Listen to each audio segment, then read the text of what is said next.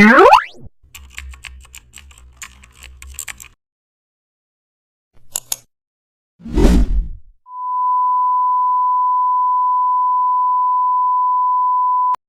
back to the channel, and don't forget to like, share and subscribe for more updates. Today we are diving into an exciting tutorial how to turn a photo into a futuristic blueprint.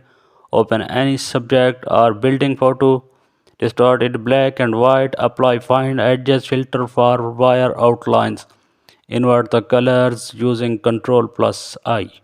Fill the background with navy blue, set line layers to screen, and add grid patterns overlay with low opacity, paint glowing dots and intersections points.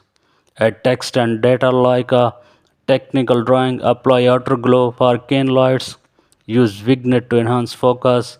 Now add a glow particles for futuristic touch. Your blueprint design looks like sci-fi tech.